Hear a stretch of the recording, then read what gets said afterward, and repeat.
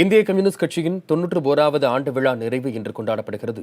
இதனையொட்டி சென்னையில் இந்திய கம்யூனிஸ்ட் கட்சியின் தலைமை அலுவலகத்தில் கொடியேற்றி கொண்டாடப்பட்டது. அதில் இந்திய கம்யூனிஸ்ட் கட்சியின் மூத்த தலைவர் நல்லக்கண்ணு, தா பாண்டியன், கட்சியின் மாநில செயலாளர் முத்தரசன் உள்ளிட்டோர் பலர் பங்கேற்றனர். 91 ஆண்டுகளுக்கு பிறகு 12 பேர் அல்ல, பல லட்சம் பேரை கொண்ட இயக்கமாக, எவராலும் புறக்கணிக்க முடியாத இயக்கமாக இன்றைக்கு இந்தியா முழுமையிலும் இருக்கிறது. எனவே நாங்கள் எங்களுடைய பணி இன்னும் அதிகமாக இருக்கிறது. தொடங்கிய போது வெள்ளையனே வெளியேறு என்ற முழக்கத்தை சொன்னபோது பலரும் நம்பவில்லை, சிரித்தார்கள். இந்த ஏழை எளிய மக்களின் எலும்பு கூடுகள் முப்படையை வைத்துள்ள உலகம் அஸ்தமிக்காத வல்லரசை தோற்கடித்து விடுவார்களா? என்ன துணிச்சல் என்று ஏளனம் செய்தார்கள். இன்று நியாயமாக நடுநிலையில் வரலாற்றை பார்ப்பவர்கள் வென்று நிற்கிறது எங்கள் படை.